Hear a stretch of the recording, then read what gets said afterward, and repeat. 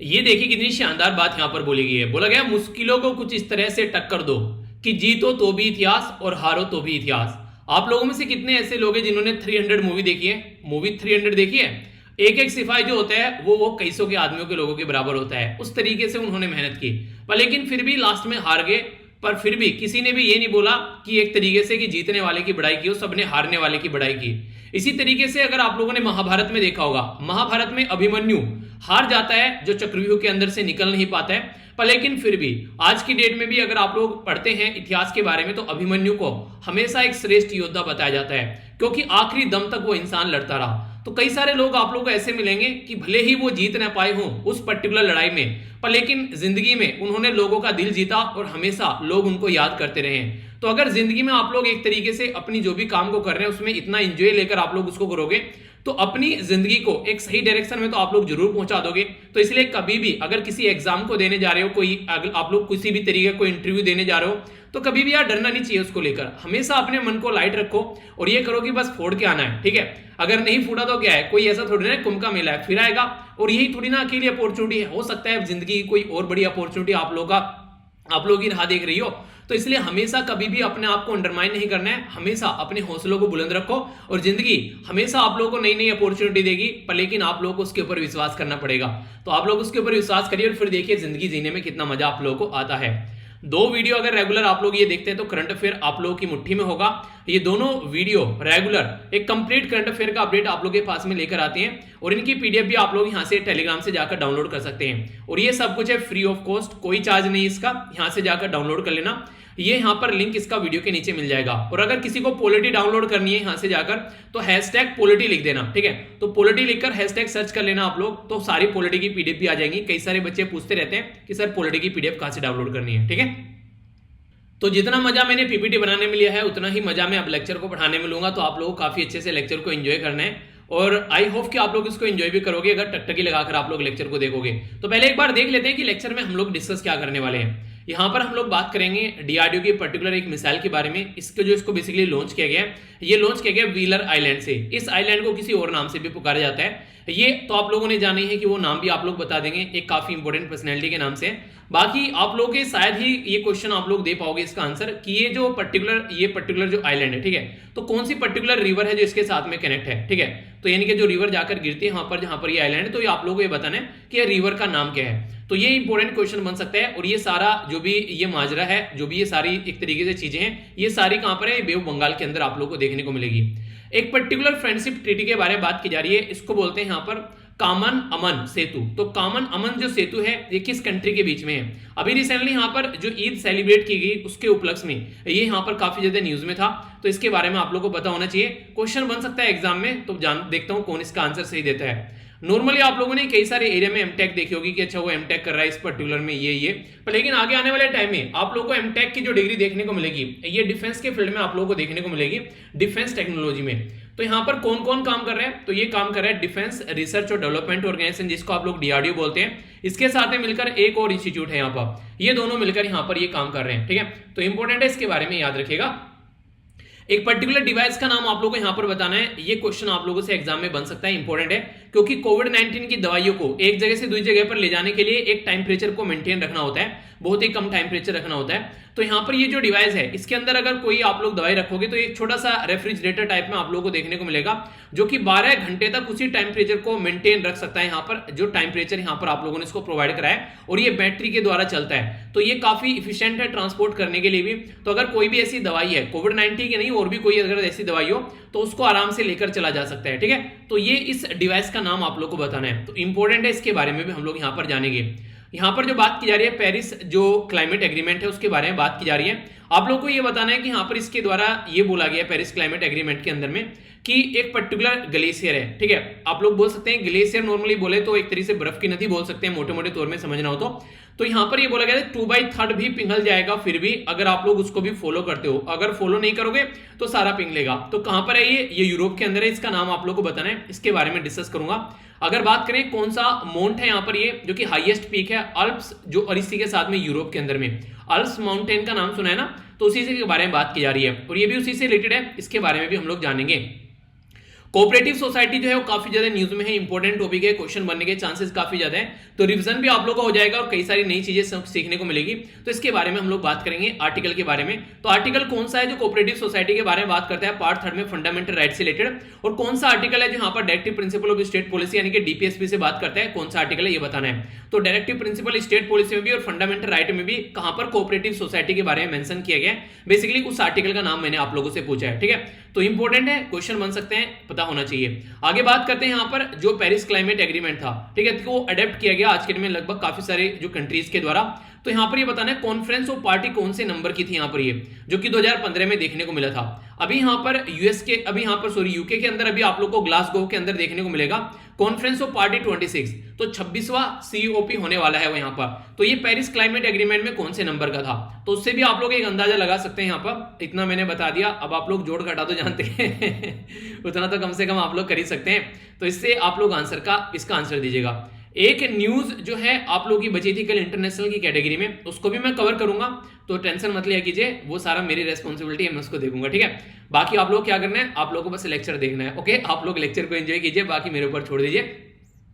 तो आज का जो डे है यहाँ पर ये बात करेंगे थर्मल इंजीनियरिंग के बारे में। थर्मल इंजीनियरिंग जो है ये जो डे है इससे इसको बोलते हैं नेशनल थर्मल इंजीनियर डे, ठीक है। तो ये बेसिकली 24 जुलाई को सेलिब्रेट किया जाता है। ये इंपॉर्टेंस दिखाता है कि किस तरीके से थर्मल इंजीनियरिंग का इंडस्ट्री के अंदर यूज कर सकते हैं, खासकर इलेक्ट्रॉनिक इंडस्ट्री के अंदर काफी ज्यादा यूज होता है। अगर बात करें हाई क्वालिटी एक इनोवेशन देखने को मिलता है और कॉस्ट इफेक्टिव थर्मल मैनेजमेंट देखने को मिलता है, तो काफी चीजों का सोल्यूशन निकलता है। तो उदाहरण के तौर पर आप लोगों को दूंगा तो चीजों आप लोग समझ पाओगे, जैसे कि एसी वगैरह आप लोग यूज करते हैं, रेफ्रिजरेटर वो यूज करते हैं, उसमें थर्मल इंजीनियरिंग का यूज होता है। तो इससे आप लोग एक अंदाजा लगा सकते हैं कि अब थर्मल इंजीनियरिंग जो है वो कितने काम की चीज है, ठीक है। यानी कि हर एक इंसान के घर में आप लोग को आज के दिन में फ्रिज देखने को मिलेगा। एसी हो सकता है किसी के घर में न हो, पर एक मैक्सिमम के घर में हो सकता है कि आज के दिन में कूलर यूज करें, कोई बात नहीं, पर फ्रिज का फिर भी कहीं ना कहीं आप लोगों को चीजें देखने को मिल जाती है, ठीक है। और ये इस तरीके से आप लोग समझ सकते हैं कि मतलब एक तरीके से इसके बिना आने वाले टाइम में तो लाइफ पॉसिबल ही नहीं हो पाएगी, जैसे चीजें टेम्परेचर बढ़ता हुआ जा रहा है। तो थर्मल इंजीनियरिंग जो है वो और ज्यादा इंपॉर्टेंट रोल प्ले करने वाली है, ठीक है।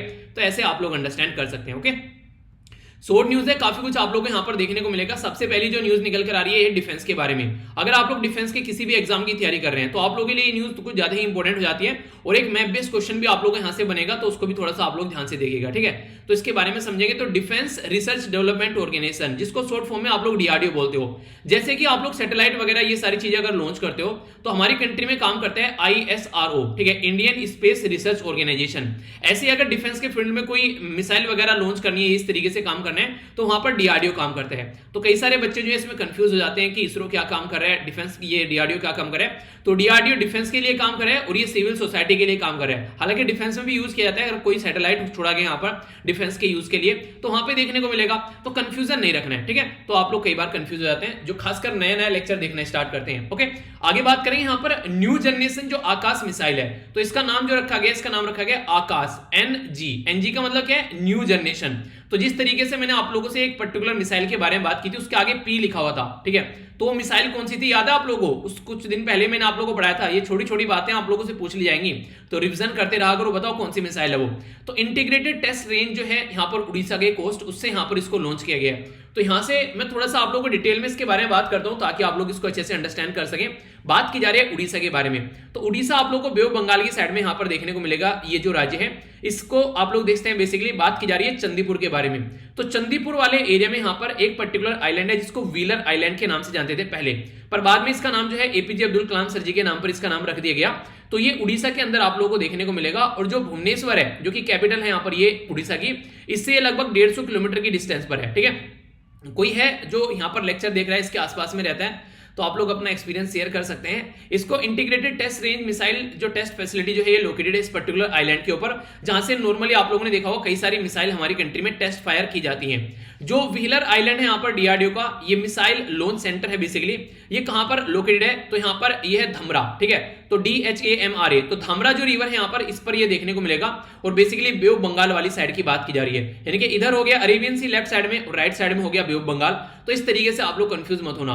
तो यहाँ पर इस एरिया के बारे में बात की जा रही है। तो आप लोगों से या तो ये पूछ लिया गया कि आइलैंड जो है इसको किस नाम से पुकारा जाता है, पहले किस नाम से पुकारा जाता था, या फिर ये पूछ लेंगे कि ये जो आइलैंड है पर्टिकुलर यहाँ से जो कौन सी रिवर इसके साथ में कनेक्ट है।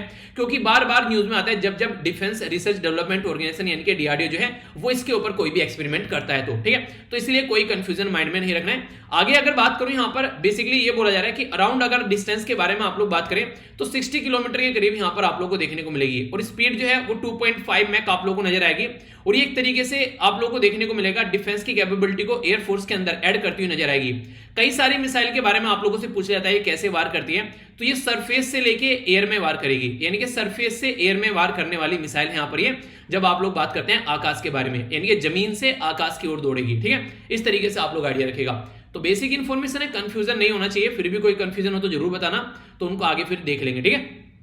उन्हें कहते कंफ्यूजन को चुन चुन के मारेंगे तो इसलिए कंफ्यूजन को आप लोग बेसिकली साथ में नहीं रखना है। तो एक कंफ्यूजन एक ऐसी चीज यार, जितनी जल्दी उसको जिंदगी में से खत्म कर दो ना, उतनी ही जल्दी जिंदगी में शांति आएगी, ठीक है। तो इसलिए कंफ्यूजन को दूर रखो। अभी बात की जा रही है यहाँ पर ईद उल जुहा के बारे में। तो अभी सेलिब्रेट किया गया हमारे देश में, यहाँ पर हमारे देश में क्या पूरा ही ऑल ओवर वर्ल्ड में सेलिब्रेट किया गया। तो बेसिकली किस तरीके से प्रमोट कर सकते हैं, शांति हार्मनी बनाकर रख सकते हैं और एक दूसरे के साथ मिलकर काम कर सकते हैं। तो यहाँ पर एक दूसरे के फेस्टिवल को सेलिब्रेट करना, यही हमारी कंट्री में आप लोग कल्चर देखने को मिलेगी। पर ये कल्चर हमारी ही कंट्री में नहीं ओनली, ये कल्चर आप लोगों को इंडिया और पाकिस्तान के बॉर्डर पर भी दिखाई दी। इंडिया और पाकिस्तान की जो आर्मी है उनके द्वारा यहाँ पर अभी एक फ्लैग मीटिंग की गई और उसमें यहाँ पर इनके द्वारा स्वीट एक्सचेंज की गई, यानी कि एक दूसरे को मिठाइयां खिलाई गई, ठीक है।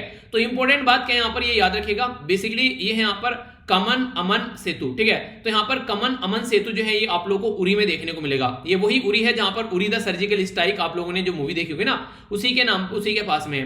तो कमान अमन जो सेतु है यहाँ पर, ये इंडिया और पाकिस्तान के बीच में एक लास्ट पोस्ट बोली जाती है जहां पर ये कनेक्ट होता है इस पर्टिकुलर रीजन के अंदर में। तो यहाँ पर एक दूसरे के साथ में मिठाइयां बेसिकली बांटी गई। तो काफी अच्छा आप लोग बोल सकते हैं। कुपवारा डिस्ट्रिक्ट में आप लोगों को ये देखने को मिलेगा। ये जो सेतु है ये नॉर्थ कश्मीर के अंदर आप लोगों को उरी वाले एरिया में देखने को मिलता है। इंपॉर्टेंट बात यहाँ पर ये जो ब्रिज है इसको इंडिया और पाकिस्तान के बीच में एक फ्रेंडशिप ब्रिज के रूप में भी देखा जाता है, यानी कि एक तरीके से दोस्ती का पुल, ठीक है। तो ये इंडो और पाकिस्तान के उरी डिस्ट्रिक्ट में आप लोगों को नजर आएगा। तो इस तरीके से छोटे छोटे क्वेश्चन आप लोगों के लिए बन जाते हैं कई बार कि इस तरीके से क्या इसको बोलते हैं, ठीक है। तो आप लोगों से छोटी छोटी बातें कि अफगानिस्तान के साथ में क्या है फ्रेंडशिप के नाम पर, बताइए चलिए अफगानिस्तान के साथ में कौन सा क्या फ्रेंडशिप के नाम पर है, कोई बांध है, कोई पुल है, कोई नदी है, क्या है बताइए चलिए याद रहना है ये सारी छोटी छोटी बातें हैं जो पढ़ा चुका हूं आप लोगों को, ठीक है, पता होनी चाहिए। तो ये आप लोगों ने देखी जो थी हमारी नेक्स्ट न्यूज। ओके, आइए अब आगे चलेंगे। अब हम लोग नेक्स्ट न्यूज की ओर चलते हैं और ये न्यूज थोड़ा सा मैं डिटेल में डिस्कस करूंगा। ये थोड़ी बड़ी हो सकती है, यानी कि इसको शॉर्ट न्यूज होते हुए भी आप लोग लॉन्ग न्यूज के तरीके से इसको कन्वर्ट कर सकते हैं, क्योंकि इसके बारे में कई सारी बातें आप लोगों को जानने को मिलेगी। अभी रिसेंटली हुआ क्या यहाँ पर, अभी यहाँ पर हमारी कंट्री में एक बच्चा है छोटा सा 11 साल का, उसकी डेथ हो गई H5N1 की वजह से। तो H5N1 जो है ये एवियन इन्फ्लुएंजा है, यानी कि जो यहाँ पर पक्षियों की वजह से जो बीमारी होती है, एवियन मतलब बर्ड्स की वजह से जो बीमारी होती है।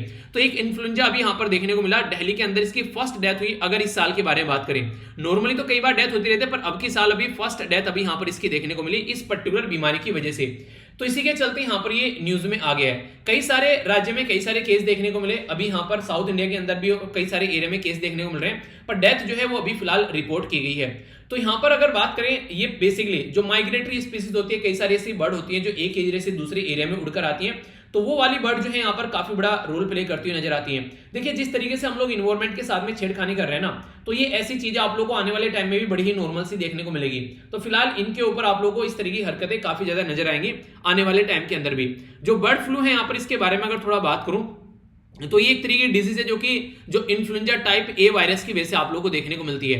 ये वाइल्ड जो बर्ड है, यानी कि जो जंगली पक्षी हैं, उसके अंदर ये बीमारी पाई जाती है। और ये जो वायरस है यहाँ पर, ठीक है, तो ये बेसिकली इन्फेक्ट करता है यहाँ पर जो पोल्ट्री, यानी कि जो भी मुर्गे वगैरह हैं उनको, या बत्तखें हैं, ठीक है, तो इनको सबको यहाँ पर ये आप लोगों को देखने को मिलेगा। अगर बात की जाए H5N1 के बारे में, तो ये पिग के अंदर भी, यहाँ पर कैट के अंदर, और इसी के साथ में इवन टाइगर के अंदर भी थाईलैंड में देखने को मिला।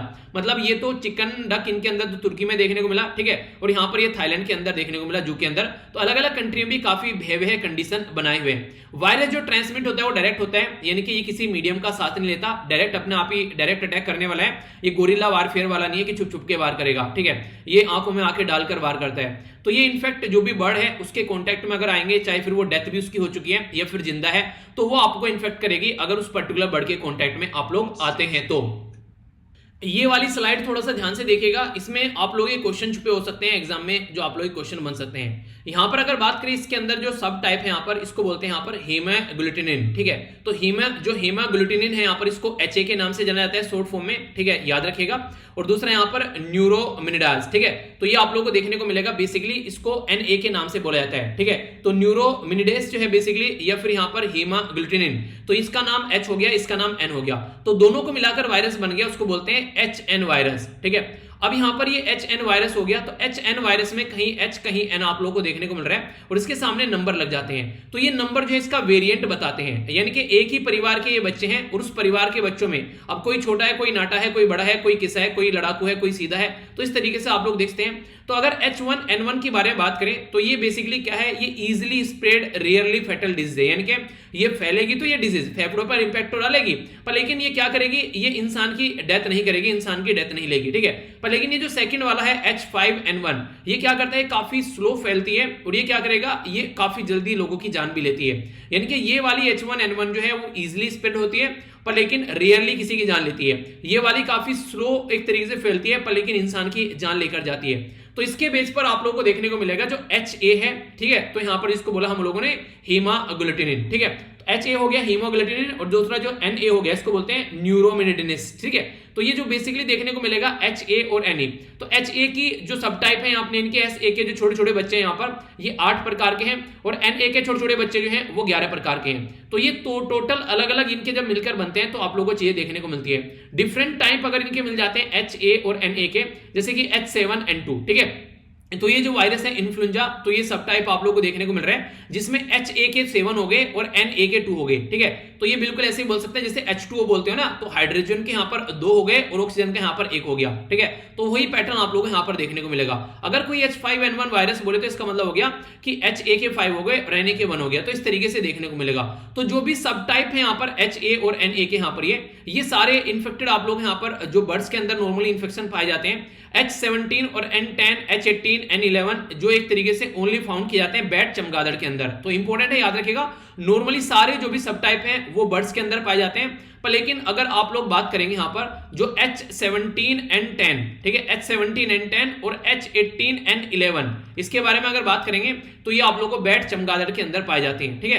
तो ये एक ओनली चमगादड़ के अंदर पाए जाते हैं और किसी के अंदर नहीं पाए जाते हैं, तो इसलिए थोड़ा सा इंपॉर्टेंट यहाँ पर हो जाता है। बाकी 9 जो सब टाइप आप लोग को देखने को मिलेंगे H5N1, H5N2, H5N3, H5N4, H5N5, H5N6, H5N7, H5N8, H5N9। तो H को फिक्स कर दिया और ये बढ़ता हुआ जा रहा है। तो ये कई सारे और सब टाइप आप लोगों को यहाँ पर देखने को मिलते हैं। तो ये जो बीमारी है जिसके बारे में मैंने अभी आप लोगों को बताया, ये न्यूज में आ गई है और ये कुछ ऐसी टेक्निकल इंफॉर्मेशन है जो कि आप लोगों को नॉर्मली न्यूज़पेपर वगैरह में देखने को नहीं मिलेगी, ये एक्स्ट्रा सर्च की जाती है तब जाकर आप लोगों के सामने आती है। अगर सबसे पहले बात करूं आप लोगों से H5N1 के बारे में, तो ये बेसिकली 1997 में यहाँ पर सबसे पहले इसके बारे में जो केसेस हैं वो देखने को मिले थे। ह्यूमन के लिए जो सबसे पहले यहाँ पर केस जो थे वो रिपोर्ट किए गए थे। अगर किसी पर्टिकुलर पर्सन को ये बीमारी हो जाती है तो उसको कफ देखने को मिलेगा, फीवर देखने को मिलेगा, यानी कि जुकाम, नजला, शरीर टूटा टूटा आप लोगों को, एब्डोमेन में पेन, डायरिया, इनके दस्त लग जाना, वोमिटिंग, उल्टी होना, ये सारी चीजें आप लोगों को यहाँ पर देखने को मिल जाती है, ठीक है। उसकी जो ब्रेथ है यानी कि जो सांस है वो भी धीमी होती है, यानी कि तेज सांस भी डिफिकल्टी होती है लेने में। निमोनिया यानी कि सर्दी भी लगने लगती है आप लोगों को थोड़ी सी, ठीक है। तो कई बार रेस्पिरेटरी सिस्टम जो है वो फेल भी हो जाता है, ठीक है, और मेंटल स्ट्रेस भी इंसान को होने लगता है। तो इस तरीके से आप लोग समझ सकते हैं को काफी लार्ज स्केल पर ये इंपैक्ट डालता हुआ नजर आता है। तो इसलिए यहाँ पर अगर कोई भी किसी भी तरीके की अनइजीनेस कभी भी लाइफ में फील हो तो तुरंत डॉक्टर के पास जाना है। कभी भी अपने आप डॉक्टर बनने की कोशिश मत करनी है, खासकर प्रेजेंट टाइम पर अगर कोरोना को आप लोग देखिए, ठीक है। तो क्योंकि अगर इस तरीके से करोगे तो हो सकता है कि कुछ दिक्कत झेलनी पड़ जाए। तो नहीं कहते कि prevention is better than cure, तो इससे पहले कि आप लोग दिक्कत में पड़े इससे पहले आप लोग उसका सोल्यूशन निकालिए। तो ये जरूरी है, इसके बारे में थोड़ा ध्यान रखिएगा, ठीक है। तो बेसिक इन्फॉर्मेशन होगी। आइए अब आगे चलते हैं नेक्स्ट न्यूज की ओर। ये जो न्यूज यहां से निकल कर आ रही है ये है एमटेक के बारे में। और हाँ, कल काफी अच्छा लगा मुझे, आप लोगों ने जो बेसिकली मॉर्निंग में बहुत सारे बच्चे लाइव आ गए। ऐसे ही तो है, थोड़ा थोड़ा सा आप लोग हिम्मत कीजिए। देखिए इस तरीके से अगर आप लोग बेसिकली एक अपना मॉर्निंग में ही काम निपटा लेंगे ना, इसीलिए तो मॉर्निंग में चीजें लाई जाती हैं, या फिर रात को इस टाइम पर लेकर आ रहा हूं इसको। तो तो आप लोगों ने बोला था। तो अगर इस तरीके से आप लोग सारे आकर अगर लाइव देखने लगेंगे तो देखिए कितनी जल्दी चीजें निपट सकती हैं, ठीक है। तो 1400 के करीब लाइव आ गए थे, ठीक है। तो इस तरीके से देखिए तो हिम्मत कर सकते हो, ऐसी बात नहीं है आप लोग पर लेकिन वही है कि आलस है एक ऐसी चीज है, आलस इंसान को कभी इंसान ना जब जब अपने आप को चेंज करने की कोशिश करता है तो आलस उसको चैलेंज करता है और आलस जीत जाता है मैक्सिमम टाइम। 99% लोगों का आलस जो है वो उसको दबा देता है। 1% लोग ऐसे होते हैं इस देश के बोल रहा हूँ, इस बेसिकली धरती के ऊपर, जो कि आलस को मारते हैं दबाकर और वही इस दुनिया को रूल करते हैं। आप लोगों को पता होना चाहिए कि इस दुनिया को चलाने वाले 1% से भी कम लोग हैं जो आज के दिन में इस दुनिया को चला रहे हैं, और बाकी के 99% जो लोग हैं वो इनके लिए काम कर रहे हैं जो ये इस दुनिया को चला रहे हैं, ठीक है। तो इस तरीके से आप लोग अंडरस्टैंड कर सकते हैं, क्योंकि वो लोग जो हैं वो कभी भी अपने आलस के सामने हारे नहीं, उन्होंने हमेशा अपने आलस को डिगाया है। तो इसलिए ये इंसान जो है ये हमेशा अप्रिशिएट किए जाते हैं सोसाइटी के अंदर। चलिए जो भी है आप लोग देखिए किस तरीके से आप लोग अपनी पढ़ाई को डायरेक्शन देनी है।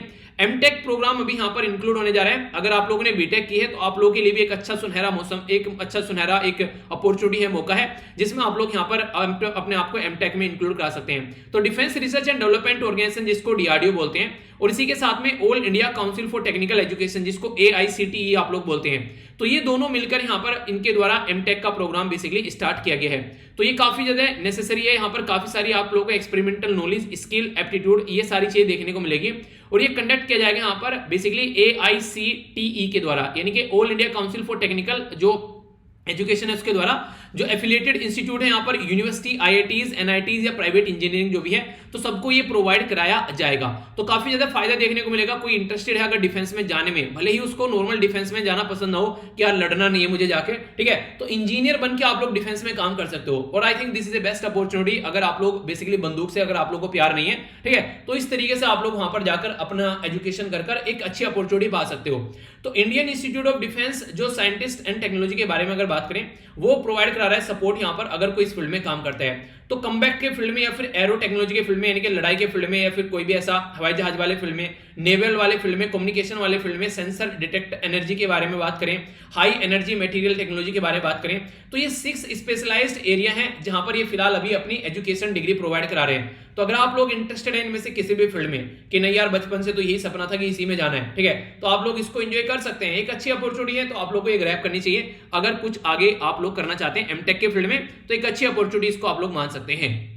ये एक इंटरेस्टिंग और इंपोर्टेंट क्वेश्चन आप लोगों से एग्जाम में बन सकता है। बात की जा रही है एम वोलियो के बारे में। एम वोलियो यहाँ पर बेसिकली एक पोर्टेबल, यानी कि जिसको एक जगह से दूसरी जगह पर आसानी से ले जा सकता है, बैटरी से चलने वाली एक ऐसी डिवाइस है, इसको छोटा सा फ्रिज आप लोग बोल सकते हैं, ठीक है। इसको ये मत सोचिएगा कि अपने घर पे लाकर रखना है या फिर आप लोग कहीं बाहर रहते हैं तो रूम पे लाकर रखना है, ठीक है यार इसमें अपना दूध रख लिया करेंगे, ठीक है, तो वो नहीं, ठीक है, उसके पर्पज के नहीं है बेसिकली। अब बस हो सकता है कि उसके लिए भी यूज कर सकते हैं, वैसे कोई आइडिया नहीं है। तो ये बेसिकली अभी बात की जा रही है दवाइयों के लिए यूज करने के लिए, ठीक है। तो यहाँ पर ये जो है बेसिकली जो बनाएगी यहाँ पर ब्लैक फॉग जो टेक्नोलॉजी है उसके द्वारा एक स्टार्टअप है, उसके द्वारा यहाँ पर ये देखने को मिलेगी आप लोगों के सामने यहाँ पर निकल कर आई है, ठीक है। तो अगर बात करें यहाँ पर, तो ये पर्टिकुलर जो टेक्नोलॉजी है काम कहाँ पे रहने वाली है, तो जैसे मैंने बताया ना कि वैक्सीन को अगर कहीं लेकर जाना है, ठीक है, तो वहां पर आप लोग इसको यूज कर सकते हैं। तो डिपार्टमेंट ऑफ बायोटेक्नोलॉजी और BIRAC के साथ मिलकर ये यहाँ पर काम कर रहे हैं, जिनके द्वारा यहाँ पर एमवोलियो करके एक पर्टिकुलर एक बैटरी से चलने वाला पोर्टेबल डिवाइस बनाया गया है, जिसको छोटू सा रेफ्रिजरेटर आप लोग बोल सकते हैं, ठीक है, छोटू रेफ्रिजरेटर, ठीक है। तो छोटू रेफ्रिजरेटर जो है ये बेसिकली आगे आने वाले टाइम में कुछ भी ऐसी दवाइयां जो हैं जो बेसिकली लेकर जानी है एक जगह से दूसरी जगह पर, खासकर जो ऐसी दवाइयां जिनको इम्यून इफिशिएंसी के लिए यूज किया, एक तरीके से इम्यूनाइजेशन के लिए यूज किया जाता है, तो वहां पर काफी इफिशिएंटली इसको यूज किया जा सकता है। किसके लिए? आराम से दवाइयों को लाने और ले जाने के लिए। इंटरेस्टिंग चीज यहां पर ये ISO के द्वारा जो सर्टिफाइड मैन्युफैक्चरिंग मेडिकल डिवाइस का जो स्टैंडर्ड है उसको फॉलो कर रहा है, WHO के स्टैंडर्ड को भी ये फॉलो कर रहा है, ठीक है। तो ये काफी एक अच्छी बात बोल सकते हैं। तो ये डिवाइस एक ऐसे डिवाइस है जिसको रिकमेंड किया जा सकता है यूज करने के लिए, और अपने देश में अगर हम लोग ये डिवाइस अगर खुद बना रहे हैं तो अच्छी बात है, वरना नॉर्मली हम लोग क्या करते हैं बाहर से खरीद के लेकर आते हैं इन डिवाइस को। तो बाहर से खरीद के लेकर आएंगे तो फिर क्या होगा, फिर तो वही दिक्कत देखने को मिलेगी कि हम लोग बाहर के ऊपर डिपेंडेंट हो गए, पता चला फिर से चाइना जैसे किसी कंट्री के ऊपर डिपेंडेंट हो रहे हैं, तो पता चला फिर दिक्कत होती घूम रही है। तो इसलिए जरूरी है कि ये चीजें हम लोग मेक इन इंडिया प्रोजेक्ट के तहत अपनी ही कंट्री में डेवलप करें। नेक्स्ट इंपोर्टेंट जो इन्फॉर्मेशन है यहाँ पर ये आ रही है GIS इनेबल्ड लैंड बैंक। ये बेसिकली आज के डेट में काफी पॉपुलर हो रही है ऐसी चीजें कि यहाँ पर GIS के बारे में पहले आप लोगों को पता होना चाहिए। इसको क्या बोलते हैं? इसको बोलते हैं geographic information system. Geographic information system ये GIS होता क्या है? बेसिकली एक तरह की एबिलिटी है यहाँ पर ये किसी पर्टिकुलर एरिया के बारे में इंफॉर्मेशन कैप्चर करना और उसको एनालाइज करना, उस पर्टिकुलर एरिया के डेटा को, यानी कि ज्योग्राफिक डेटा जो है पर्टिकुलर एरिया का, ठीक है, कि वहां की लैंड कैसी है, कनेक्टिविटी कैसी है, नेचुरल रिसोर्सेज कैसे हैं, वहां का इलाका कैसा है, ठीक है, प्लॉट कैसे है, इंफॉर्मेशन कैसे है, कौन कौन से प्लॉट खाली पड़े हुए हैं, तो ये सारी डिटेल में इंफॉर्मेशन यहां पर देखने को मिलेगी। तो इंडिया जो यहां पर बेसिकली इंडस जो यहां पर देखिए आप लोगों को देखने को मिलेगा इस तरीके से, जैसे नॉर्मल तरीके के बैंक नहीं होते ना, उस तरीके से नॉर्मल बैंक आप लोगों को देखने को मिलते हैं, उसी तरीके से इसके बारे में बात की जा रही है, ठीक है। तो यहां पर इंडिया इंडस्ट्रियल लैंड बैंक इसको बोला जा रहा है बेसिकली, IILB जिसका नाम दिया गया है। तो GIS बेस है, यानी कि जियोग्राफिक इंफॉर्मेशन सिस्टम बेस है, तो सारी चीजें इसके अंदर आप लोगों को देखने को मिलेगी, ताकि किसी पर्टिकुलर एरिया में अगर इसमें किसी को किसी भी तरीके से कोई किसी अपना इन्वेस्टमेंट करना है या फिर कोई सपोर्ट चाहिए, तो यहां से सारी सपोर्ट जो है वो मिल पाएगी, ठीक है। तो इसके चलते यहां पर एक सिस्टम तैयार करने की कोशिश की जा रही है। 17 स्टेट जो है उनके पास में एक पर्टिकुलर पोर्टल के तहत सारी रियल टाइम में इंफॉर्मेशन देखने को मिलेगी। तो पैन इंडिया इंटीग्रेशन करने की बात की जा रही है इसको दिसंबर 2021 तक का, यानी कि दिसंबर 2021 तक का अगर आप लोग मान लीजिए बैठे हुए हैं तमिलनाडु के अंदर में, ठीक है, और आप लोग कोई काम करना है जाकर गुजरात के अंदर में, तो आसानी से आप लोग उस काम को कर सकते हैं। सारी इंफॉर्मेशन, सारी लैंड डिटेल जो है आप लोगों को इस सिस्टम के तहत मिल जाएगी, जिससे आप लोग कोई भी दिक्कत आप लोग को देखने को नहीं मिलेगी। तो इस तरीके से सिस्टम को क्रिएट करने की कोशिश की जा रही है, ठीक है। तो एक अच्छा तरीका है, जितनी ज्यादा चीजें जो है वो इस फॉर्म में आएंगी उतना ही ज्यादा लोगों को फायदा पहुंचाएंगी, ठीक है। तो इसके बारे में ये थी इंफॉर्मेशन। आइए जो अब न्यूज आप लोगों के सामने आने वाली है वो थोड़ी सी डिटेल में आप लोगों को देखने को मिलेगी। बेसिकली ये जो न्यूज है इसमें आप लोगों से बेसिकली लोकेशन बेस्ड भी क्वेश्चन बन सकता है, ज्योग्राफी के पॉइंट ऑफ से या फिर इन्वायरमेंट के पॉइंट ऑफ से कुछ लिखने के लिए आता है, तो वहां पर भी एक पॉइंट आप लोग ये ऐड कर सकते हैं, तो इंपॉर्टेंट पॉइंट बन जाता है। बात की जा रही है स्विस अल्प, जो बेसिकली अल्प जो माउंटेन है उसके बारे में बात की जा रही है। तो ये अल्प्स माउंटेन के बारे में आप लोगों ने नॉर्मली सुना होगा, तो कई सारे एरिया में फैली हुई है स्विट्जरलैंड के अंदर में। तो ये अल्प्स जो माउंटेन है ये कई बार बर्फ से ढकी हुई माउंटेन हुआ करती थी, पर लेकिन आज की डेट में टेम्परेचर जो बढ़ रहा है उसके चलने से ये माउंटेन पिघल पिघल कर, जैसे ऐसे ना दो पहाड़ ऐसे हो गए, एक और पहाड़ हो गया बराबर में, ठीक है, तो ऐसे पहाड़ हो गए। तो पहाड़ के बीच में जो जगह है यहाँ पर, ये पहले यहाँ पर बर्फ हुआ करता था, अब वो बर्फ पिघलना स्टार्ट हो गया, इधर से पिघलना स्टार्ट हो गया, तो बर्फ पिघल पिघल कर ये आकर लेक बन गई है, यानी कि झील बन गई है। तो ये माना जा रहा है कि लगभग अभी फिलहाल अगर 1850 से लेके अब तक की अगर बात करें 1200 से भी ज्यादा यहाँ पर नई लेक बन गई है अभी यहाँ पर स्विस अल्प ये माउंटेन वाला जो रीजन है इस पर्टिकुलर रीजन में, और 1000 के करीब तो स्टिल आज की डेट में भी एग्जिस्ट कर रही हैं, जो यहाँ पर आप लोगों को देखने को मिलेगी। तो बन किस लिए रही, क्योंकि मेल्ट कर रहा है ग्लेशियर, यानी कि जो बर्फ जमी हुई थी पर्वतों के ऊपर वो पिघल रही है, और पिघलने के बाद में वो छोटी छोटी झील बन जा रही है। तो ये कौन बोल रहा है, ये बोल रहा है यहाँ पर ETH टेक्निकल यूनिवर्सिटी इन ज्यूरिख, ठीक है। तो यहाँ पर ये स्विट्जरलैंड के अंदर में बेसिकली ये ETH टेक्निकल यूनिवर्सिटी। अब ETH क्या है यहाँ पर, ये ETH बेसिकली इनकी लोकल लैंग्वेज है जिसमें ये कुछ नाम बोल रहे हैं यहाँ पर। अगर आप लोगों को पसंद आ रहे हैं तो आप लोग पढ़िए इसको और मुझे बताइए क्या लिखा हुआ है, ठीक है। तो यानी कि एक तरीके से कोई काम का नहीं है, कहने का मतलब ये बेसिकली इनकी यूनिवर्सिटी का नाम है, बस ये रख लीजिएगा। ज्यूरिख एक यूनिवर्सिटी है यहाँ पर ये स्विट्जरलैंड के अंदर में, उसके द्वारा ये एनालिसिस किया गया स्विस अल्प जो लैंडस्केप बेसिकली यहाँ पर ये देखने को मिलेगा, ठीक है। तो ETH टेक्निकल यूनिवर्सिटी के द्वारा ये स्टडी की गई है। अभी इनके द्वारा ये बोला गया कि अगर पास्ट ईयर में भी आप लोग देखिए, यानी कि पिछले साल में भी आप लोग देखिए, तो फुल अगर बात की जाए यहाँ पर 2% के करीब जो ग्लेशियर है वो अपना वॉल्यूम यहाँ पर लूज कर चुके हैं, यानी कि हर साल अगर 2% भी अगर लूज करने लगे तो ये तो निपट जाएंगे जल्दी 40-50 सालों के अंदर ही। तो इसी तरीके से आप लोग अंदाजा लगा सकते हैं। अब बात करें यहाँ पर पेरिस क्लाइमेट एग्रीमेंट जो हम लोगों ने साइन किया था उसके हिसाब से भी अगर हम लोग चलते हैं तो भी हम लोग इनको जल्दी से नहीं बचा पाएंगे, 2/3 तो तब भी ये पिघल जाएंगे, ठीक है। 1/3 बच सकते हैं जब भी अगर पेरिस क्लाइमेट एग्रीमेंट को लेकर चलें। तो इसका मतलब आप लोग बोल सकते हैं कि पेरिस क्लाइमेट एग्रीमेंट भी जो है ये एक तरह क्वेश्चन मार्क लगा रहा है कि क्या रियलिटी में हम लोग पेरिस क्लाइमेट एग्रीमेंट को फॉलो कर कोई सोल्यूशन निकाल सकते हैं। तो ये इसके बारे में थोड़ा सा यहाँ पर सोचना पड़ेगा कम से कम, ठीक है। मैप मैंने आप लोगों को यहाँ पर दिखाई दिया, अब थोड़ा सा इसके बारे में थोड़ा सा और समझ लेते हैं। ये बेसिकली अल्प्स हो गई, यहाँ पर इस तरीके से कई सारी रोकी माउंटेन आप लोगों को देखने को मिलेगी, जैसे यूराल बोली जाती है बेसिकली। ये किसके बीच में, ये रसिया को डिवाइड करती है। रसिया का ये वाला हिस्सा जो होता है वो एशिया में आ जाता है और ये वाला हिस्सा जो होता है वो यूरोप में आ जाता है। तो यूराल माउंटेन जो है वो इसको डिवाइड करती है।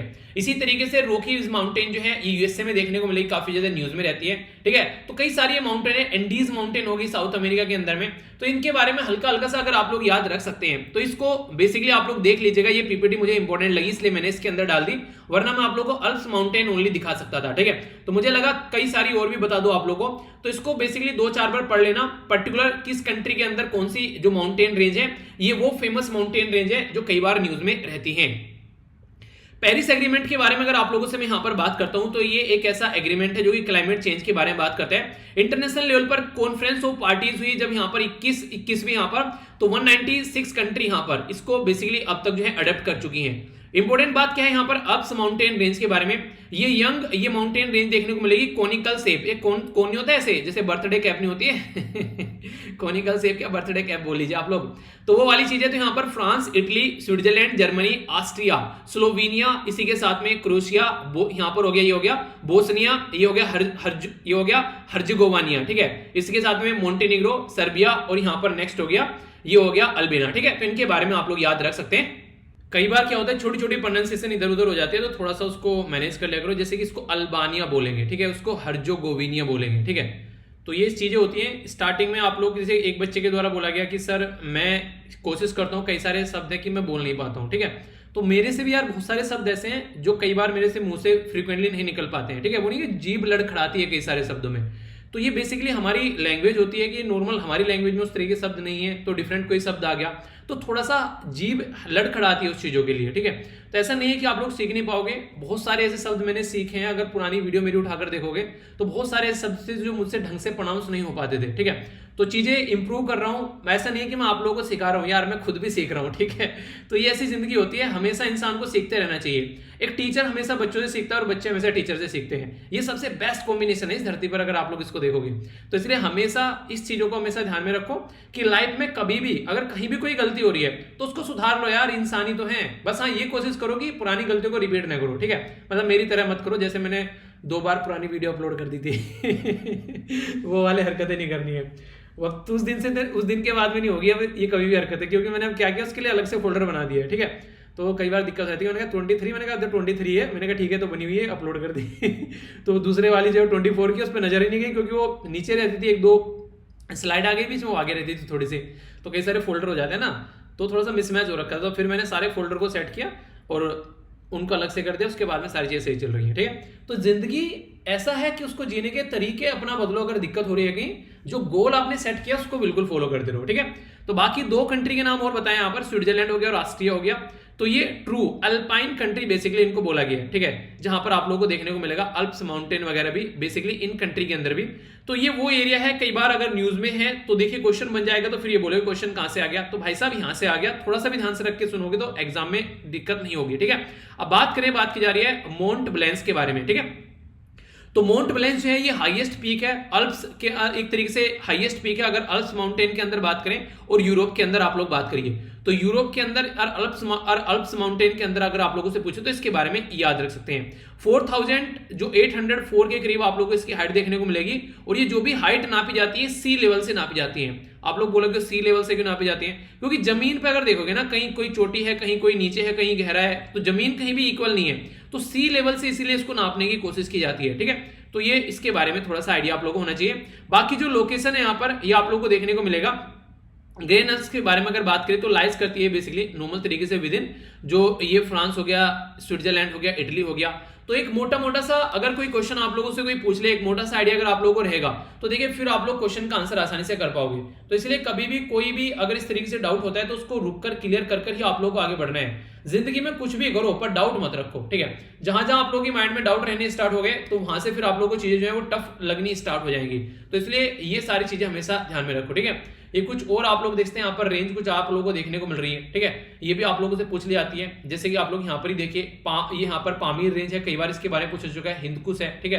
काराकोरम रेंज अगर पुराने क्वेश्चन उठाकर देखोगे तो पता चल जाएगा। अरावली होगी हमारी कंट्री में अगर बात करें, जो रिसेंटली अभी सुप्रीम कोर्ट की वजह से अभी न्यूज में भी थी यहाँ पर, ये नहीं कि राजस्थान हरियाणा के अंदर कई बार एनक्रोचमेंट किया जाता है अरावली रेंज के बारे में, ठीक है। तो इसकी वजह से कई बार न्यूज में आ जाती है। तो ये चीजें अगर आप लोग सुनते रहोगे, इनको समझते रहोगे, बार बार इनके बारे में डिस्कशन होता रहेगा, तो फिर आप लोग इन चीजों को भूलोगे नहीं और लंबे समय तक याद रखोगे, ठीक है। एक और यहाँ पर ये इंटरनेशनल न्यूज या फिर इंटरनेशनल रिलेशन की कैटेगरी में आप लोग इसको डाल सकते हैं। तो इस तरीके से भी आप लोगों से क्वेश्चन कई बार पूछे जा सकते हैं। हालांकि ये ऐसा टॉपिक है जिसके बारे में एक हल्का सा ओवरव्यू में आप लोगों को पहले दे चुका हूं, पर लेकिन यहाँ पर आप लोग कुछ डिफरेंट जानने को मिलेगा। अब यहाँ पर कई सारी कंट्री जो है वो इकट्ठा हो गई है इस पर्टिकुलर एरिया को लेकर। तो ये एरिया क्या है, ये है यहाँ पर OECD और G20 कंट्री जो है वो मिलकर एक ऐसा फ्रेमवर्क तैयार करनी है जो कि टैक्स के साथ में डील करेगा। ये जो फ्रेमवर्क है, जो OECD है यहां पर, उसके बारे में अगर बात करें तो इसको बोलते हैं organisation for economic cooperation and development, ठीक है। तो organisation for economic cooperation and development. और G20 जो है यहां पर, ये G20 कंट्री आप लोगों को पता ही है, जो G20 कंट्री है सारी अलग अलग, ठीक है। तो ये सारे मिलकर बोल रहे हैं कि यार कुछ ऐसा करते हैं कि जो बेस इरोजन प्रॉफिट शिफ्टिंग होता है, इसको बोलते हैं BEPS। BEPS का मतलब क्या है, अगर आप लोगों से बोलूं यहां पर BEPS, यानी कि कोई एक पर्टिकुलर कंट्री है, वो कोई पर्टिकुलर कंपनी है, वो यूएसए के अंदर है, ठीक है। अब यूएसए के अंदर मान लीजिए टैक्स जो है उसके ऊपर ज्यादा लग रहा है, वो क्या करेगी, वो अपना बेस वहां से उठाकर सिंगापुर के अंदर ले जाएगी। सिंगापुर के अंदर टैक्स कम लग रहा है, यहां अगर मान लीजिए वो 100 रुपए कमा रही है, तो 100 रुपए में मान लीजिए उसने 10 रुपए टैक्स दे दिए यूएसए के अंदर में। सिंगापुर में जाएगी तो 100 रुपए के ऊपर एक रुपया टैक्स देना पड़ेगा, ठीक है। तो इस यानी कि यहां पर टैक्स 10% है, यहां पर 1% है, तो काफी मनी बच जाएगी। हाँ, तो 100 रुपए की बात करें, अगर यही 1 लाख करोड़ में हो जाए तो आप लोग समझिए कितना पैसा बच जाएगा। तो उसको अगर ह्यूज अमाउंट में देखोगे तो ये दुनिया भर का पैसा इस तरीके से कंट्री बचा लेती है। जहां लो टैक्स कंट्री होती है वहां पर जाकर ये अपना फेज जो है वो शिफ्ट कर लेती है। तो इसी को रोकने के लिए इनके द्वारा 2 पिलर प्लान बनाया गया है, ताकि इंटरनेशनल टैक्सेशन सिस्टम को भी थोड़ा चेंज किया जा सके। और ऐसा कोई अगर फंडा बनता है फ्यूचर में, जिसको बेस इरोजन प्रॉफिट शिफ्टिंग आप लोग बोलते हैं, यानी कि बेस को इरोज कर दिया, मिटा दिया, वहां से कहीं और चले गए, किसके लिए, प्रॉफिट को लेने के लिए, यानी कि अपना प्रॉफिट शिफ्ट कर दिया एक एरिया से दूसरे एरिया में, ताकि वहां पर टैक्स कम पे करना पड़ सके। तो इसके चलते चीजें आप लोगों को देखने को मिलेगी। तो इसके लिए इंटरनेशनल लॉ में जो है वो रिफॉर्म लाने चाहिए, ताकि टैक्सेशन सिस्टम को सही किया जा सके। और इंश्योर करना है कि मल्टीनेशनल जो भी एंटरप्राइज है आज के डेट में, ठीक है, उसके बारे में अगर बात करें तो फेयर शेयर होना चाहिए, ताकि किस तरीके की चीजों को लेकर चलना है, ठीक है। यानी कि एक कंट्री ऐसी है जहां पर सारी चीजें एक तरीके से आप लोग इसको कैसे बोल सकते हैं, जैसे स्टार्टिंग से ही क्या करते हैं, जैसे आज के डेट में कई सारे बच्चे ऐसा करते हैं, जैसे स्टार्टिंग से ही माँ बाप क्या करते हैं, उनको पढ़ाते हैं लिखाते हैं, ठीक है। और कई बार क्या करते हैं, बच्चों को पढ़ने के लिए विदेश में भेज देते हैं। कई सारे माँ बाप अपनी जिंदगी भर की जमा पूंजी लगा दी कि बेटे को पढ़ाना है, बेटी को पढ़ाना है, विदेश भेज दिया, ठीक है। वो भाई साहब क्या कर रहे हैं, वहां पे जाके शादी कर ली और माँ बाप को भूल गए, ठीक है। माँ बाप अब बुढ़ापे में अपनी जिंदगी को पता नहीं कैसे कैसे जी रहे हैं, वो और तो फोन भी नहीं कर रहे हैं, ठीक है, आना तो दूर की बात है। तो आप लोगों ने सारी चीजें कई बार मूवीज में भी देखी होंगी। तो मूवीज में जो चीजें दिखाई जाती हैं वो किसी न किसी के साथ में घटित हो चुकी होती हैं ऑलरेडी। तो इसलिए कोशिश ये करनी है, यहां पर भी बेसिकली यही कोशिश की जा रही है कि जिस कंट्री में वो कंपनी बड़ी है, पली है, अब वो ढंग की कंपनी हो गई, अब उसका टाइम आया टैक्स पे करने का, तो अपना बेस शिफ्ट कर भाग गई। तो ये ऐसी सिचुएशन आप लोगों को देखने को मिल जाती है। तो न्यू फ्रेमवर्क जो है वो बेसिकली कोशिश करता है कि एड्रेस किया जाए कोई ऐसा चैलेंज अगर आ रहा है, और एक तरीके से डिजिटलाइजेशन की कोशिश की जाती है, ताकि सिचुएशन को हर जगह काउंट किया जा सके, कहां पर कितनी चीजें हो रही है, ठीक है। एड्रेस किया जा सके जो क्रॉस बॉर्डर प्रॉफिट शिफ्ट किया जाता है, यानी कि आज की डेट में वो कंपनी है यूएसए के अंदर, अगले ही पल मिली सिंगापुर के अंदर या फिर स्विट्जरलैंड के अंदर, तो वहां पर उसको ज्यादा टैक्स नहीं पे करना पड़ा है, तो इसकी जिंदगी आसानी से कट जा रही है। तो इसके चलते यहां पर टैक्स जो रूल होना चाहिए वो कुछ इस तरीके से ट्रीटी होनी चाहिए कि भाई साहब चाहे यूएसए के अंदर रह लो आप लोग, चाहे सिंगापुर के अंदर रह लो, चाहे किसी कंट्री में चले जाओ, मिनिमम इतना टैक्स तो आप लोगों को पे करना ही करना पड़ेगा। ये बिल्कुल ऐसे से मैं बोलता हूं ना कि आप लोगों को बैठकर 24 घंटे पढ़ाई करने की जरूरत नहीं है। आप लोग मान लीजिए आप लोगों ने प्लान बना लिया कि भाई साहब कोशिश करेंगे 8 से 10 घंटे पढ़ लेते हैं, ठीक है।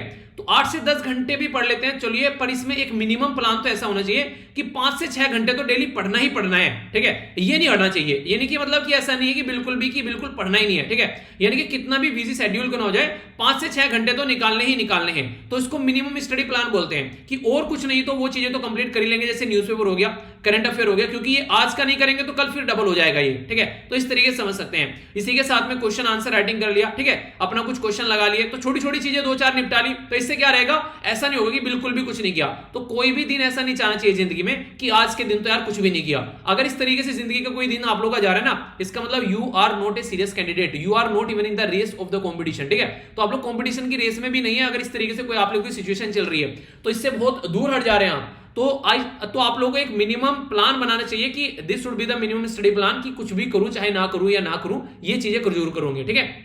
तो इससे आप लोग हमेशा अपनी लाइफ में एक प्रोडक्टिविटी आप लोग पाएंगे।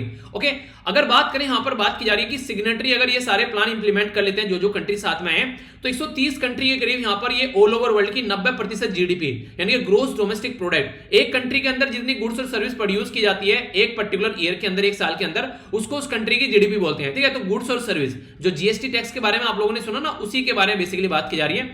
तो यहां पर 90% ये हो गई, एक जगह इकट्ठे हो गई, तो 2 पिलर के ऊपर काम कर रही है, यानी कि 2 खंभों के ऊपर ये लेकर चल रहे हैं अपनी जिंदगी को। पहला खंभा, पहला पिलर क्या है कि एक तरीके से जो प्रॉफिट ये एमएनसी जो कमा रही है, कि यार इन्होंने दुनिया भर का पैसा कमा लिया, अपना टैक्स चोरी करने की कोशिश कर रही है। तो बेसिकली इनका जो पैसा होता है यहाँ पर, जो भी आता है यहाँ पर, तो इसको डिस्ट्रीब्यूट होना चाहिए इनका प्रॉफिट फेयर तरीके से। यानी कि मान लीजिए कोई एक कंट्री है, उसने इंडिया के अंदर अपना एस्टेब्लिशमेंट किया, उसको लगा कि यार इंडिया के अंदर टैक्स अच्छा खासा देना पड़ेगा, 25, 26 या फिर 18% टैक्स देना पड़ेगा, तो क्या कर लिया, अपना बेस चल के उठा के सिंगापुर में चली गई, ठीक है। तो अब इंडिया के अंदर उसको एक तरीके से पैदा इंडिया के अंदर हुई, पली बली इंडिया के अंदर, स्टार्टिंग में स्टार्टअप स्टार्ट किया था, तो इंडिया की जो गवर्नमेंट है, हमारी कंट्री गवर्नमेंट ऑफ इंडिया है, उसने उसको छूट दी टैक्स में, सारा काम तो हम किया। तो ये बिल्कुल ऐसे ही है जिस तरीके से किया नहीं, बच्चे वाला मैंने उदाहरण दिया कि माँ बाप ने बच्चों को पाला, पहले तो माँ ने पेट में रखा उसको 9 महीने, पैदा करने के बाद में माँ ने फिर उसको किस तरीके से एक माँ जो है बच्चे के जतन करती है, आप लोगों को पता है, ठीक है।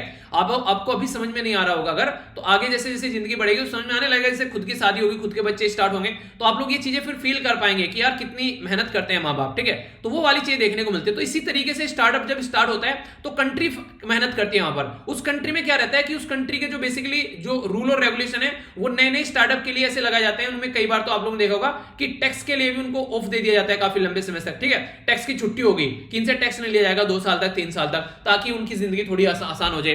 तो उससे वो कंट्री, वो कंपनी निकल कर चली और फिर भाग गई दूसरे देश में। तो इसके चलते डिस्ट्रीब्यूशन होना चाहिए, एक फेयर डिस्ट्रीब्यूशन होना चाहिए, ताकि कुछ भी ऐसा रहता है, खासकर डिजिटल कंपनी के बारे में बात करें तो, ठीक है। पहला बात तो ये है। तो दूसरी, जो पहला तो पिलर ये हो गया कि हाँ ऐसा आप लोगों को करना चाहिए। दूसरा है कि मिनिमम टैक्स कोई होना चाहिए, ठीक है, यानी कि एक मिनिमम टैक्स होना चाहिए और सब्जेक्ट टू टैक्स रूल होना चाहिए कि हाँ इसके ऊपर ये टैक्स लगेगा ही लगेगा, इतना चाहिए कहीं भी क्यों ना चली जाए, ठीक है। ताकि वो अपना बेस शिफ्ट करने से पहले सोचे कि इतना ही यहाँ पे करना पड़ रहा है। जैसे मान लीजिए आप लोग कहीं रेंट पर रह रहे हैं, ठीक है, तो आप लोगों को लगे यार यहाँ 10,000 रुपए किराया है, आप लोग को दूसरी जगह जाना है, वहां भी 10,000 रुपए किराया है। अब शिफ्ट करने में क्या लगेगा, अब यहाँ से सारी चीजें आप लोगों ने टोटल मिलाकर वहां पर मान लीजिए अपना वाईफाई लगवा लिया है, गैस का कनेक्शन लगवा लिया है, न्यूज़पेपर वाला लगवा लिया, दूध वाला लगवा लिया, सारी चीजें आप लोगों की सेट हो चुकी है। अब वही चीजें कहीं और जाके सेट करनी है, ऊपर से आने जाने का किराया अलग, ऊपर से अलग से आप लोगों को वहां पर रेंट का जो आधा ब्रोकर को देना पड़ेगा, इसी के साथ में एडवांस थोड़ा सा उसको अपना जो लैंडलॉर्ड है उसको भी देना पड़ेगा। तो इससे कंडीशन बहुत सारी बिगड़ेगी। तो क्यों ना यहीं पर ही रह के काम कर ले, अगर प्रोडक्टिव वे में चल रहा है तो वो वाली चीजें कंपनी भी सोचेंगे फिर। तो उस तरीके से आप लोग समझ सकते हैं। तो all the sources of income जो है वो लायबल रहेगी टैक्स विदाउट कोई भी ऐसा कि अलाउंसेज उनको दिया जा रहा है, छूट दी जा रही है। तो मिनिमम स्टैंडर्ड टैक्स रेट की बात की जा रही है, जिसको बोला गया 15%। यानी कि चाहे वो जापान में रहे, चाहे यूएसए में रहे, चाहे पाकिस्तान में रहे, चाहे अफगानिस्तान में रहे अफगानिस्तान में तो मत भेजो, तालिबान ने तबाही मचा रखी है, पर 15% टैक्स देना पड़ेगा। तो अगर ऐसा हो जाता है तो एडिशनल 150 बिलियन टैक्स जो है वो रिवेन्यू इकट्ठा हो सकता है यहाँ से। तो इसको एक ह्यूज तरीके से यूज किया जा सकता है। तो ये है पूरा ये आर्टिकल जिसके बारे में आप लोगों से बेसिकली डिस्कस किया, ठीक है। तो मुझे नहीं लगता कि अब आप लोगों के माइंड में कोई कंफ्यूजन होना चाहिए। आइए अब आगे चलते हैं। हालांकि ये जो नेक्स्ट न्यूज आप लोगों के सामने आने वाली है, इसके बारे में मैं ऑलरेडी डिस्कस कर चुका हूं आप लोगों से, पर थोड़ा सा एक और क्लैरिटी आप लोगों को आ जाएगी, क्योंकि टॉपिक बहुत ज्यादा इंपॉर्टेंट है। वो नहीं कहते कि स्टार्टिंग में जब छोटे छोटे बच्चे हुआ करते थे तो बोलते थे कि most most most most important, ठीक है। तो वो मोस्ट मोस्ट मोस्ट इंपॉर्टेंट वाला जो नहीं कहते इसके ऊपर 5 स्टार लगा दो तो एग्जाम में आएगा ही, तो इसके ऊपर 5 स्टार लगा दो ये एग्जाम में आएगा, ठीक है। तो ये 5 स्टार क्वेश्चन हो जाते हैं। क्या है ये, कोऑपरेटिव सोसाइटी के बारे में बात करें। सुप्रीम कोर्ट का डिसीजन आया अभी यहाँ पर, उसने क्या किया है, गुजरात हाई कोर्ट का एक डिसीजन था 2013 का, तो उस डिसीजन को उसने क्या किया है, बेसिकली उसके द्वारा बोला गया था कि स्टक डाउन करना है 1907 कॉन्स्टिट्यूशन अमेंडमेंट जो आया था 2011 में, इसका एक पर्टिकुलर सेक्शन, ठीक है। तो उसमें से कुछ चीजें स्टक डाउन करनी है, तो इसने अपहेल्ड कर दिया है इसको डिसीजन को। यानी कि इसने बोला है सुप्रीम कोर्ट ने कि गुजरात हाई कोर्ट के द्वारा जो डिसीजन लिया गया था, उसके द्वारा जो डिसीजन लिया गया वो डिसीजन जो सही है, ठीक है। तो ये बात बोली गई। दो वर्ड है इसके अंदर, आप लोगों को पता है हमारी कंट्री में संविधान में संशोधन किया गया 97, तो इसमें संशोधन करने के बाद में कोऑपरेटिव वर्ड ऐड किया गया, यानी कि यूनियन और जो एसोसिएशन के साथ में इनके द्वारा ऐड किया गया कोऑपरेटिव वर्ड, ठीक है। तो ये कहां पर ऐड किया गया, तो मैंने आप लोगों को बताया भी था कि अब जब पार्ट 3 में आप लोग जाएंगे, फंडामेंटल राइट है, आर्टिकल 12 से लेकर आर्टिकल 35 तक का, तो आर्टिकल 12 से आर्टिकल 35 के अंदर जब आप लोग बीच में जाएंगे तो आर्टिकल 19 देखने को मिलेगा। आर्टिकल 19 के अंदर भी जब इसका फर्स्ट सेक्शन का सी है, तो सी का मतलब कोऑपरेटिव सोसाइटी, सी का मतलब कोऑपरेटिव सोसाइटी बिल्कुल नहीं है, मतलब आप लोग इसको ऐसे याद रखने के लिए इसको बेसिकली बोल सकते हैं, ठीक है। तो ये इसमें ऐड किया गया। इससे क्या हो गया, इससे ये हो गया कि अगर आप लोग का मन करता है ना कोऑपरेटिव सोसाइटी बनाने का, तो आप लोग कोऑपरेटिव सोसाइटी बना सकते हैं, कोई आकर आप लोग की जिंदगी में इंटरफियर नहीं करेगा, आप लोग अपनी खुद की कोऑपरेटिव सोसाइटी बना सकते हैं। तो ये अच्छा तरीका हो गया यहाँ पर, ठीक है। तो यानी कि फंडामेंटल राइट हो गया भाई साहब, आप लोग की कोऑपरेटिव सोसाइटी पे कोई अगर नजर डाल रहा है, वो नहीं कहते बुरी नजर वाले तेरा मुंह काला, तो कोई बुरी नजर डाल रहा है तो आप लोग सीधा सीधा जाकर कोर्ट में जा सकते हैं, और कोर्ट में भी सीधा सुप्रीम कोर्ट में, ठीक है। वो नहीं कहते डायरेक्ट सीधा बिल्कुल एक छुट्टा, तो वहां पे पहुंच सकते हो, कोई कुछ नहीं करेगा, आप लोगों की सुनवाई होगी वहां पर, क्योंकि फंडामेंटल राइट की सुनवाई डायरेक्ट आप लोग यहां पर सुनवा सकते हो। तो इस तरीके से आर्टिकल 43B जो है वो बात करता है directive principle of state policy के बारे में। तो directive principle of state policy जो है यहां पर ये इसके अंदर जब आप लोग जाएंगे तो पार्ट 4 में आप लोग को देखने को मिलेगा promotion of the cooperative society. आप लोग इसको थोड़ा सा समझने के लिए अगर मैं आप लोग थोड़ा सा उदाहरण दूं यहां पर, देखिए फंडामेंटल राइट जो होते हैं ना वो होते हैं जनता के हक अधिकार। तो गवर्नमेंट जो होती है उनके सामने झुक जाती है कि यहां पर ये जनता के अधिकार है, गवर्नमेंट को झुकना पड़ जाता है वहां पर।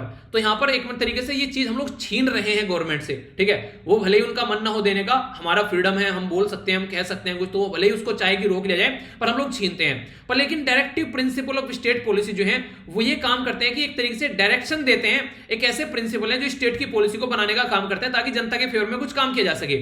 यानी कि अब 5 साल के लिए कोई गवर्नमेंट चुनकर आ गई तो इन्होंने उल्टी सीधी स्कीम बनाई, तो 5 साल बाद फिर ये कटोरा लेके जनता के सामने जाएंगे कि भैया हमको वोट दे दो।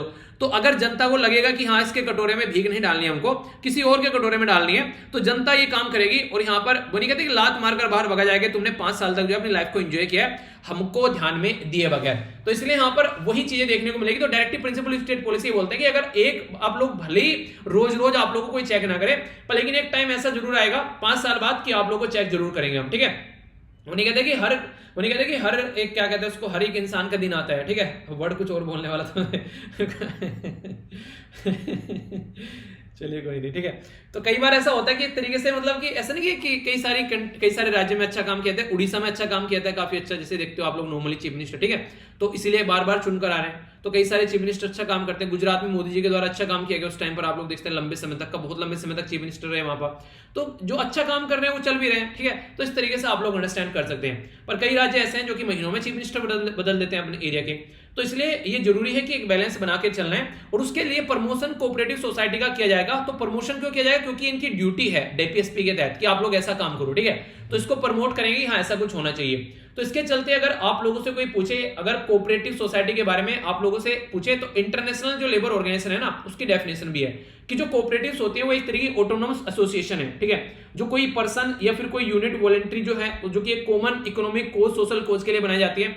मैंने बोला नहीं था कि एक तरीके से अगर कोई ऐसा बोले, जैसे मान लीजिए आप में से कोई बोले कि हम लोग पैसे इकट्ठा करेंगे, कोई ए पर्सन आप में से आए, ठीक है, और सब बोले कि पैसे दे दे, कि 10,000 तुमने दे दिए, 5,000 मैंने दे दिए, 6,000 किसी और ने दे दिए, ठीक है। तो सबने पैसा इकट्ठा कर लिया, अब इसको इन्वेस्टमेंट कर दिया जाकर कहीं पर, उसमें से जो भी प्रॉफिट आएगा वो प्रॉफिट जितना पैसा दे रखा है, मान लीजिए आप लोगों ने 10,000 रुपए दिए, तो आपको 10,000 के हिसाब से मिलेगा, मैंने 5,000 रुपए दिए, मुझे 5,000 के हिसाब से मिलेगा, किसी ने 20,000 दिए तो उसको 20,000 के हिसाब से मिलेगा, तो उसी के हिसाब से उसका प्रॉफिट डिस्ट्रीब्यूट हो जाएगा। तो ये होता है कोऑपरेटिव्स का काम, ठीक है। तो इस तरीके से यहाँ पर ये काम करते हैं। तो इसके चलते आप लोगों को देखने को मिलेगा। आप लोगों को इंपॉर्टेंट क्वेश्चन एक और ही बन सकते हैं यहाँ पर, इंटरनेशनल जो ईयर ऑफ कोऑपरेटिव्स है उसके बारे में आप लोग याद रख सकते हैं। International year of cooperatives declare किया गया था 2012 को। देखिए इंटरेस्टिंग चीज क्या है, 2011 में कॉन्स्टिट्यूशन में अमेंडमेंट करके हमारी कंट्री बनाया गया, और 2012 में इंटरनेशनल कोऑपरेटिव्स डे जो है वो यहाँ इंटरनेशनल कोऑपरेटिव्स ईयर सेलिब्रेट किया गया यूएन की जनरल असेंबली के द्वारा, ठीक है। तो ये एक इंपॉर्टेंट आप लोग बेसिकली पॉइंट यहाँ पर बोल सकते हैं, ठीक है। तो कोऑपरेटिव जो है कहीं ना कहीं ये सपोर्ट करने के लिए आप लोग देख रहे हैं, और हमारी कंट्री में अभी मिनिस्ट्री ऑफ कोऑपरेशन भी बनाई गई, जो कि अभी यहाँ पर जो यूनियन गवर्नमेंट के द्वारा बनाई गई यहाँ पर, ताकि कोऑपरेटिव जो है उनको और ज्यादा पुश किया जा सके। तो ये आर्टिकल क्या बोलता है? ये आर्टिकल ये बोलता है कि अभी हमारी कंट्री में मिनिस्ट्री ऑफ कोऑपरेशन बनाई गई, ठीक है। तो मिनिस्ट्री ऑफ कोऑपरेशन का मतलब कि सेंटर के हाथ में पावर आ रही है। तो ये अमेंडमेंट यहाँ पर ये बोलता है कि इशू क्या है, क्यों आखिर ये अमेंडमेंट यहाँ पर इसके अंदर चेंज करने की बात की गई हाई कोर्ट के द्वारा गुजरात में।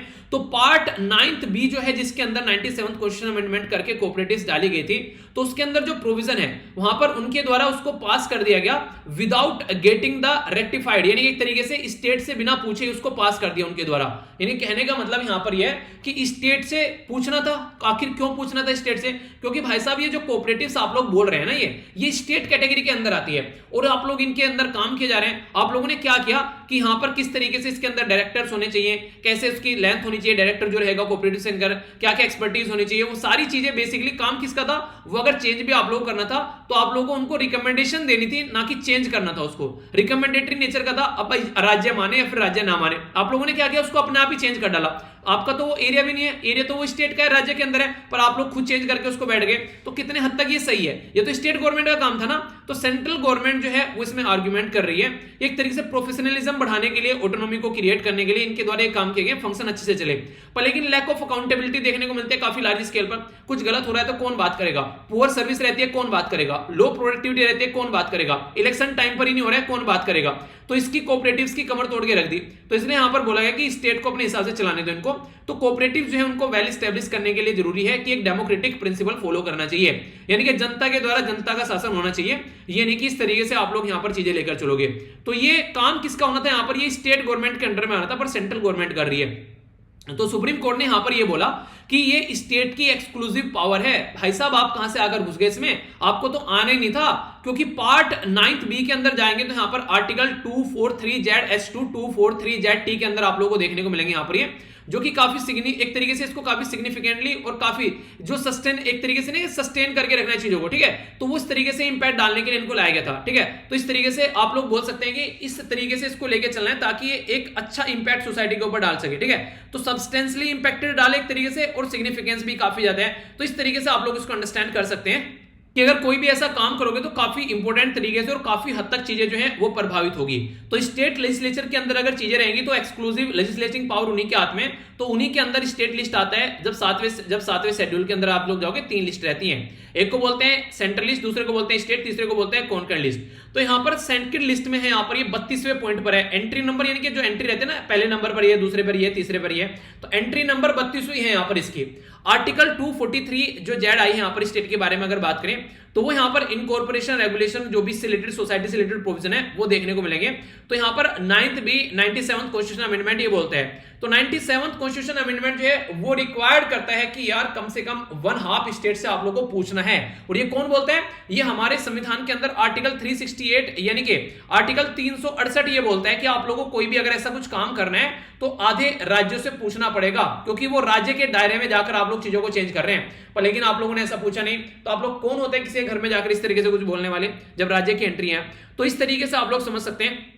तो ये स्टेट सब्जेक्ट है कोऑपरेटिव सोसाइटी, तो आप लोग ऐसे चेंज नहीं कर सकते बिना राज्य से पूछे हुए।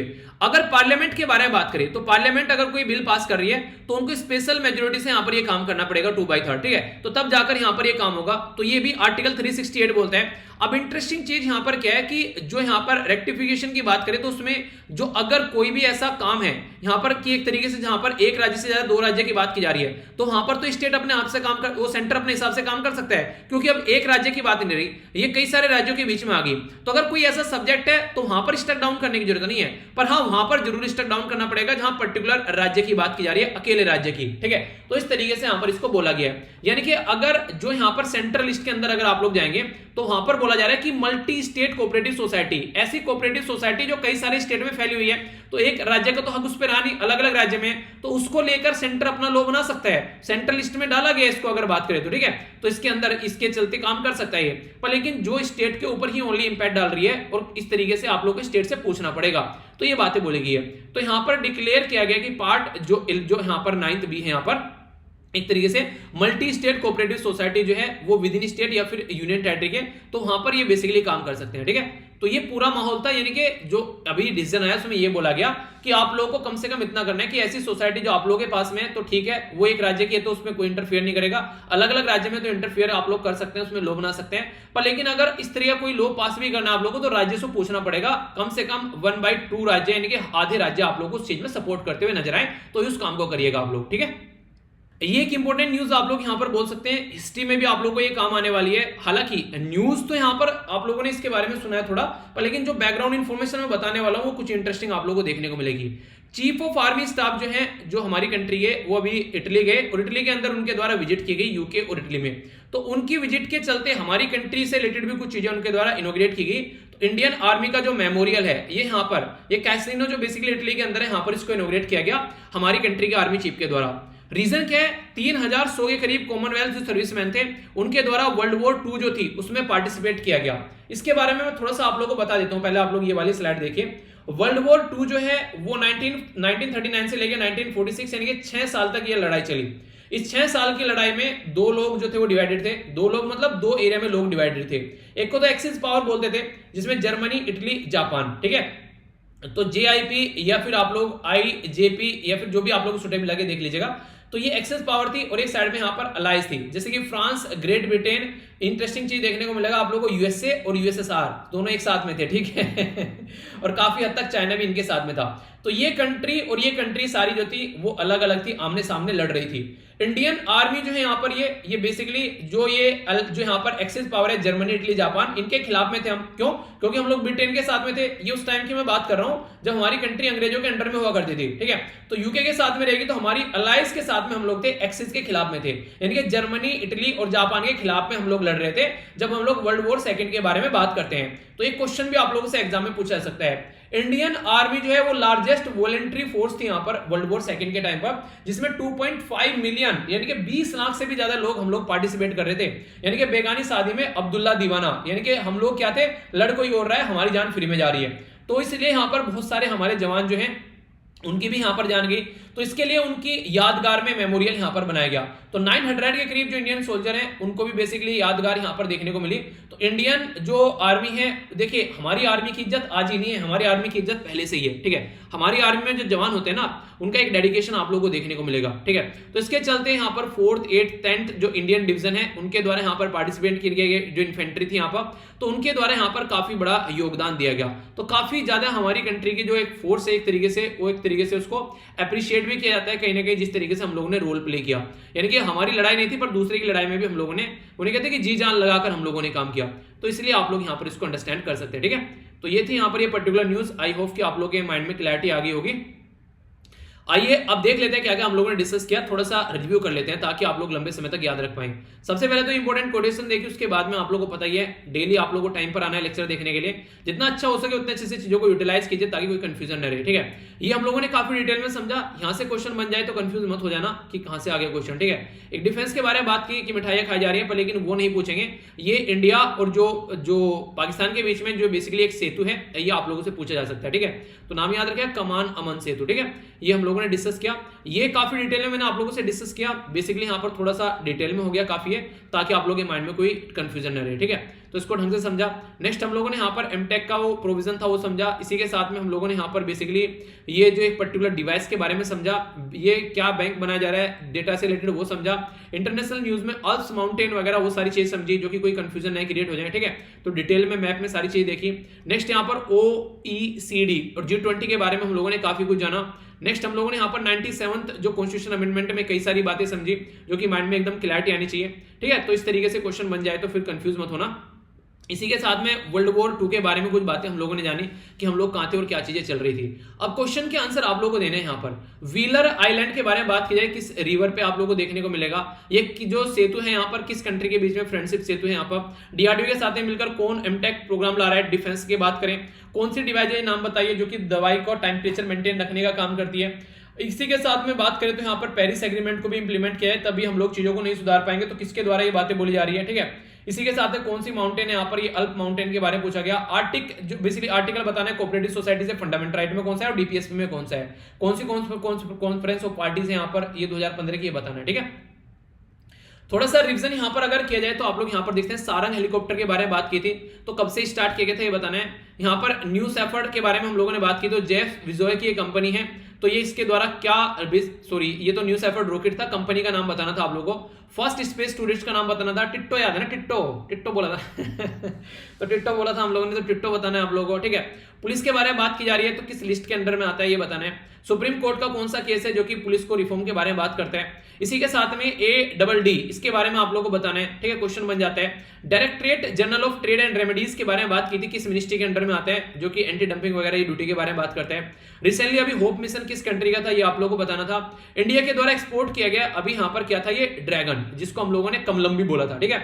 तो कहां से किस कंट्री में ये भेजा हमारे द्वारा वो हम लोगों ने देखा।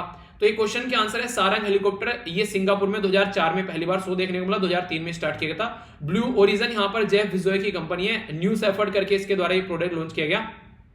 डेनिस टिट्टो है यहाँ पर ये पर्सनैलिटी जिसके द्वारा पहली फ्लाइट देखने को मिली। यूएसए का ये इंसान था, हाँ यूएसए का इंसान था और रसिया की फ्लाइट में गया था, ठीक है। स्टेट लिस्ट में आता है यहाँ पर ये basically police. Prakash Singh case के बारे में याद रखिएगा, इंपॉर्टेंट है। एंटी डंपिंग ड्यूटी आप लोग याद रखते हैं, ठीक है, इसके बारे में हम लोगों ने बात की थी। इसी के साथ में अगर बात की जाए यहाँ पर तो ये है director general of trade and remedies. और हाँ एक इंटरेस्टिंग चीज, government had decided not to impose, ठीक है, तो ये नोट है याद रखिएगा, मैंने लगा दिया इंपोज करने वाला पढ़ा दिया मैंने। वैसे कॉन्सेप्ट तो एंटी डंपिंग ड्यूटी का बताना था, अब इंपोज करें या फिर ना करें वो तो एक अलग क्वेश्चन हो गया। तो बोला गया कि government has decide not to impose, यानी कि वो इंपोज नहीं कर रहे हैं एंटी डंपिंग ड्यूटी, ठीक है। तो कॉन्सेप्ट मैंने बता ही दिया था, बस ये नोट वहां पर गलती से छूट गया, पर कॉन्सेप्ट वही रहेगा, कोई दिक्कत नहीं है कॉन्सेप्ट में, क्योंकि ये तो ऐसा चलता रहता है, ये ऐसा है कि ये टेम्परेरी रहते हैं, ठीक है। अभी इंपोज करी, फिर कोई दिक्कत हो गया, फिर हटा ली उसको, फिर इंपोज कर देंगे, तो ये कोई न्यूज नहीं है, कॉन्सेप्ट समझ में आना चाहिए। एंटी डंपिंग काउंटर वेलिंग की ड्यूटी आप लोगों को बताइए, ठीक है। तो थोड़ा सा एक रेक्टिफिकेशन आप लोग याद रखिएगा, ये एक बच्चे के द्वारा पकड़ ली गई अभी बात, ठीक है। अच्छा लगा, मैं कमेंट जब देख रहा था आप लोगों के, तो एक बच्चे के द्वारा नोटिफाई किया गया इसको, okay. Directorate general of remedy वाला ये हम लोगों ने देखा। होप जो मिशन है ये यूएई का है, और इसी के साथ में हमारी कंट्री के द्वारा महाराष्ट्र से यूएई में बेचा गया ड्रैगन फ्रूट, ठीक है। तो ये है पर्टिकुलर क्वेश्चन जिसका आप लोगों को पता होना चाहिए। तो ये था आज का डिस्कशन, मैं आशा करता हूं आप लोगों ने इसको एंजॉय किया होगा। तो इसी तरीके से एंजॉय करते रहिए, और कैसा लगा लेक्चर जरूर बताइएगा। बाकी पीडीएफ यहां से जाकर डाउनलोड कर लेना, फ्री ऑफ कॉस्ट है, एंजॉय कर सकते हैं, रिवीजन करिए, पढ़ाई करिए, जो भी आप लोगों को करना है। बाकी अपना ध्यान रखिए, अपने परिवार का ध्यान रखिए, पॉलिथीन और प्लास्टिक बैग वगैरह बिल्कुल यूज नहीं करना है, इससे बचना है। नेक्स्ट लेक्चर में मिलता हूं, बड़ों को नमस्ते, छोटों को प्यार, छोटी सी लाइफ एंजॉय करा, तब तक के लिए जय हिंद।